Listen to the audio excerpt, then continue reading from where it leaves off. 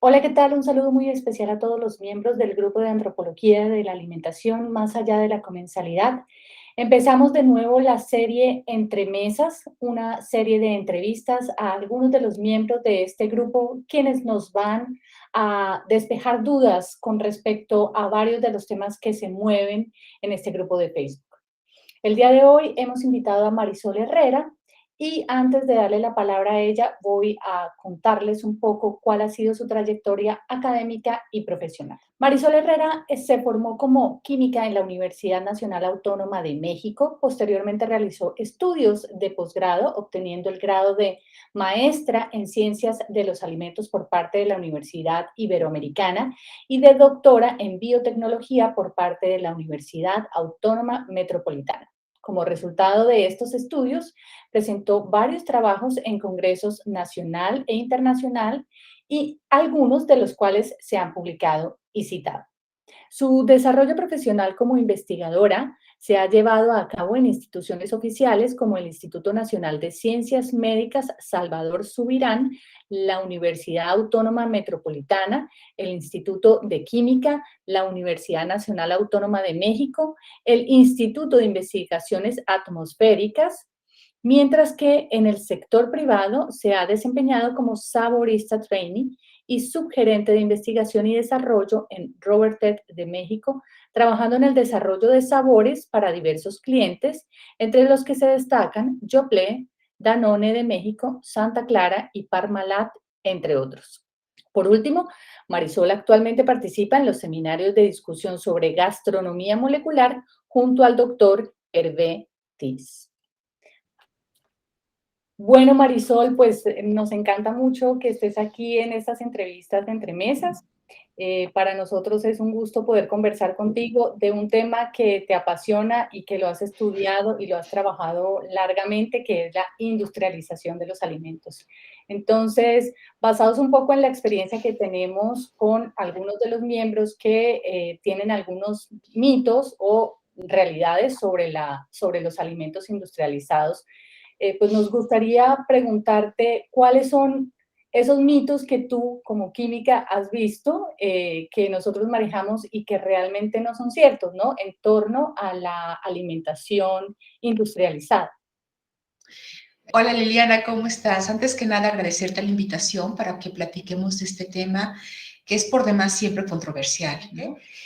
Uno de los mitos es que el nombre químico de los aditivos muchas veces, al desconocerse cuál es la función exacta en el alimento, pues genera dudas e inclusive, desde mi perspectiva, muchas veces se toma como estandarte para poder generar una mala fama alrededor del alimento. Entonces creo que principalmente los aditivos y el nombre de los aditivos y también la falta de información sobre cuál es la función del aditivo o el desconocimiento, porque pues, como consumidores no tenemos la obligación de saber, ¿no? Para qué se utilizan los acidulantes o los colorantes, los saborizantes.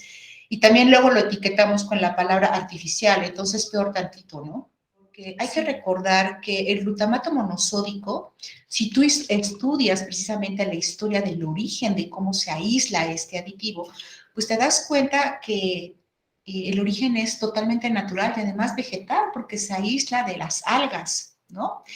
Entonces hubo un químico japonés por ahí que dijo, bueno, pues, ¿por qué la comida o determinados platillos dentro de la culinaria oriental presentan este redondeo de sabor que hace que nosotros realmente nos gusten, ¿no? Y que si no lo reconocemos a nivel gustativo, pues pensamos que no está sabroso. Entonces, ahí el problema es ese, realmente que desconocen el origen de dónde se aísla el aditivo.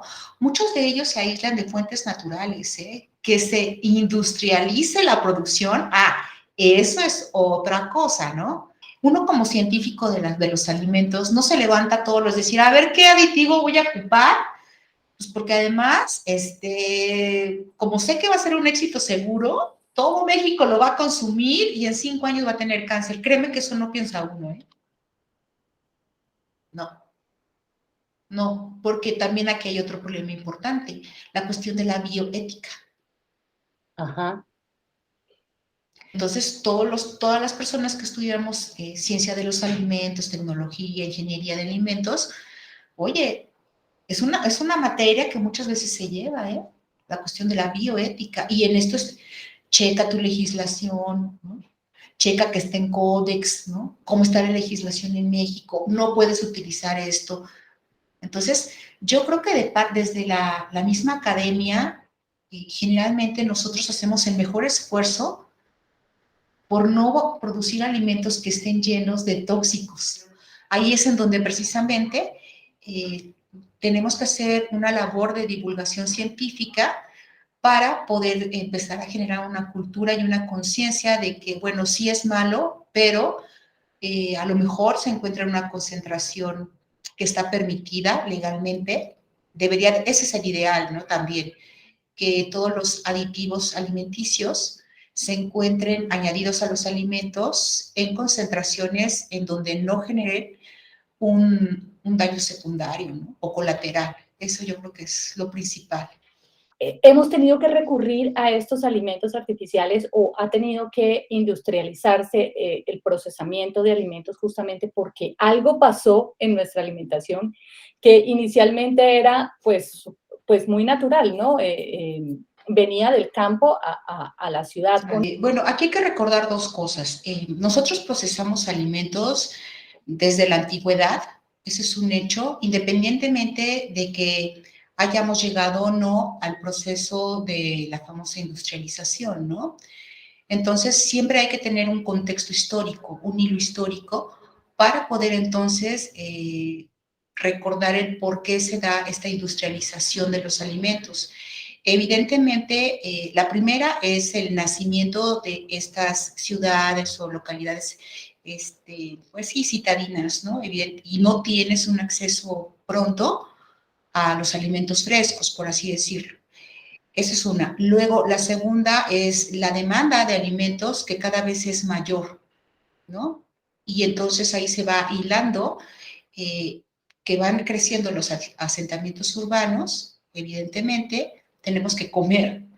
Y es entonces, yo pienso que es ahí en donde también nace el concepto de cadena de valor, ¿no? En donde, bueno, sí tenemos que producirlos, tenemos que transportarlos, tenemos que comercializarlos y tenemos que venderlos. Entonces ahí también podemos observar que era necesario durante todo ese proceso poder contar con algunas herramientas que nos aseguraran que esos alimentos que a lo mejor en una comunidad se pueden producir de manera artesanal, pues puedan llegar a otras localidades que no necesariamente están dentro de esa comunidad, sean transportadas, comercializadas y adquiridas, pues por todos aquellos que no vivimos en zonas rurales, por ejemplo. Otro tema que tú mencionaste importantísimo, otro concepto que tú mencionaste importantísimo es el del sabor. Tú, cuando hablabas del glutamato monosódico, hablabas justamente del sabor.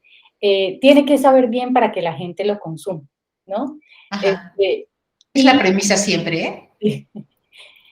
y en este caso me gustaría preguntarte si has tenido la oportunidad también de diseñar alimentos para las industrias, teniendo en cuenta, bueno, este concepto que tú mencionas que es básico, es el primordial, si no sabe bien, sencillamente la gente no lo No consume. lo compra. Aquí es otra cuestión importante que vamos a volver a hablar acerca de los aditivos. Cuando, por ejemplo, de manera industrializada se plantea un sabor, no es cosa menor. La primera es que generalmente se trata de replicar el aroma que se ha encontrado que pertenece al alimento. ¿Cómo se hace esto? Pues bueno, ahí sí hay una serie de técnicas químicas que te permiten efectivamente identificar todos los compuestos químicos que forman un aroma. Esa técnica se llama cromatografía. La cromatografía entonces te permite identificar puntualmente y hasta con concentraciones cuáles son los compuestos químicos que conforman el aroma. Entonces tú, aquí sí, en un laboratorio, dices, bueno, ¿sabes qué? El acetato de butilo que está presente en el sabor y aroma a plátano, sí lo tengo. El butirato de algo más, sí lo tengo. Ahí sí, entonces tú echas mano de las industrias químicas básicas que sabes que producen ese tipo de moléculas químicas y les compras esas moléculas, las tienes. en tu laboratorio y empiezas entonces a tratar de reproducir primero, ¿verdad? Con la ayuda de una guía cuantitativa que es precisamente este reporte cromatográfico.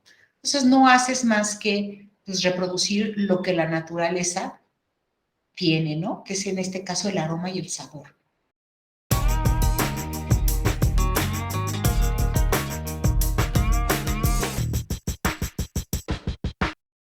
Es que aquí hay otra cuestión importante que yo siempre me pregunto respecto a la industria refresquera. O sea, si el Estado tiene la obligación de proveernos de agua, porque además es un derecho, ¿por qué una industria refresquera sí le mete dinero a la distribución de sus productos que mal que bien te están dando agua y el Estado no se ocupa precisamente de generar la distribución del agua? ¿No? Eso también lo tenemos que pensar, ¿no? Porque es muy fácil echarle la culpa a la industria sobre muchas situaciones que finalmente la industria quiere ganar dinero y para eso está hecha. O sea, también no es una beneficencia, la industria no es una beneficencia. Hay muchas obligaciones que le corresponden al Estado, ¿no? Como proveer agua, ¿no? Proveer alimento. Y mucha gente tiene este es así como uno de los comentarios típicos. ¿Por qué Coca-Cola sí puede llegar al último rincón de México? Y pues porque le mete dinero, ¿no? Porque tiene estudió una cadena de distribución, porque contrata gente para eso. Ahora prácticamente del Estado, si se están preocupando en mandar gente para estudiar cómo captar agua, cómo distribuir agua, enseñar a los habitantes a utilizar el agua, sea por cualquier otro de los tantos medios que se puede captar agua, ¿no? Entonces, ¿de quién es la culpa? Si estamos buscando culpables, pues yo pienso que es del Estado, porque finalmente la industria le mete el dinero que quiere ganar. Yo te quisiera preguntar por dos productos en particular, que también son muy polémicos, no solamente en México, sino en toda Latinoamérica. Uno que es el maíz. El maíz es profundamente identitario para todos los latinoamericanos. Así es. Y otro tema que me gustaría tratar es el tema de la carne que se está creando en laboratorio. Precisamente en Estados Unidos ya están empezando a ver, ¿no? Ciertas plantas que elaboran este tipo de carne. Y aquí sí estoy totalmente de acuerdo con el nombre de artificial, ¿no? ¿Por qué? Porque simplemente está reproduciendo una célula, ¿verdad? En un medio de cultivo adecuado para que se reproduzca y ya en conjunto te dé esta formación del tejido muscular que se denomina generalmente carne, ¿no? ¿Cuál es la ventaja que según ellos dicen? Bueno, no haces una huella de carbono tan grande como en el caso, ni hídrica tan grande como en el caso del ganado. Esa es una de las ventajas que se aducen mucho. Porque, bueno, en un laboratorio, pues evidentemente tú vas a controlar exactamente, o en una industria, ¿verdad? Tú puedes controlar exactamente, porque ya estudiaste el procedimiento, qué cantidad de agua tengo que poner, qué cantidad de energía, de algún modo, le tengo que poner al proceso de elaboración de este tipo de carne, ¿no? Yo creo que definitivamente, y aquí sí necesitamos tener más estudios para poder ver si a largo plazo pudiera haber algún tipo de enfermedad. En teoría no tendría por qué haberlo. Quería volver al tema del maíz. El maíz, ese producto. Ese tema es bien interesante. Mira, yo no soy experta en el campo. Mis familiares sí, porque pues, ellos sí han trabajado como agricultores, ¿no? Pero sí te puedo hablar desde parte considerando el maíz transgénico, ¿no? Digo que quien ha desarrollado toda esta parte de los organismos genéticamente modificados, la mayoría han sido científicos mexicanos.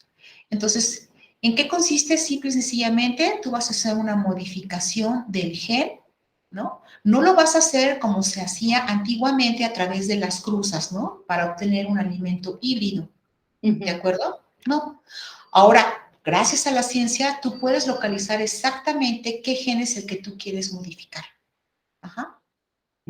¿Cuál es el fragmento que podemos trabajar para poder incrementar su resistencia? Perfecto.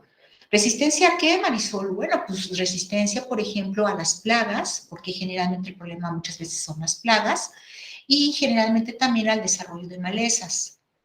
El problema con las malezas es que si tú tienes un cultivo y en general crecen mucho las malezas, estas malezas le quitan el agua, el sol, todos los nutrientes en este caso al maíz. Entonces, de lo que tú pones, ¿no? Agentes herbicidas para evitar el crecimiento de estas malezas, que disminuya su número y entonces todos los nutrientes, todo el sol, ¿no? Todas las condiciones permitan que crezca mejor el maíz. Ese es el gran asunto. Entonces, en el caso de los transgénicos, se puede detectar exactamente qué parte del genoma tú puedes mover o modificar para hacerlos resistentes a determinados herbicidas. Claro, esto no es gratuito, ¿eh? Por eso es que hay industrias que le meten dinero. Entonces necesito contratar, ¿verdad?, a un doctor en biotecnología, a un súper agrónomo, pues para que empiece a hacer, ¿no?, estudios sobre ese genoma y empiece a modificar. ¿Y qué te cuento? ¿No? Tener un laboratorio de bioquímica es muy caro. Y aquí conocemos ya varias, ¿no? Siempre son Monsanto o Bayer, típico. Son las que siempre te están poniendo de ejemplo, ¿no? Ok, entonces estas empresas dicen, bueno, ¿sabes qué? Yo voy a procurar que sean resistentes a, ¿no? Que sean resistentes a determinados herbicidas y que utilicen el herbicida que casualmente yo también produzco. Uno puede pensar desde el capitalismo, pues si el asunto es hacer dinero y yo voy a tener una planta que se reproduzca en las condiciones más sanas, ¿no? En un volumen enorme, ¿no? Pero que la condición sea utilizar este en específico, este herbicida, que me está asegurando que, mira, no hombre, cualquier maleza, cualquier hierba nomás no crece porque no crece, ¿no? Entonces ahí está bien interesante el asunto. Claro. Volvemos a lo mismo. ¿Por qué el Estado no favorece la producción y el estudio de cultivos transgénicos libres de licencia, ¿no? Y que inclusive no utilicen, ¿no?, ningún tipo de pesticida ni de herbicida, porque eso desde la ciencia se puede y se ha hecho. Y de verdad, de nuevo agradecerte por todo el conocimiento que hoy nos has puesto a la mano y pues de una manera bastante fácil de entender. Muchas gracias, Marisol. No, pues al contrario, siempre es un placer interaccionar con ustedes porque yo veo esta disposición que tienen a dar voces a todos los ámbitos de los conocimientos y de las ciencias. Y eso es importante, tender redes de comunicación y dejar abajo estos mitos que mencionabas al principio de la entrevista, ¿no?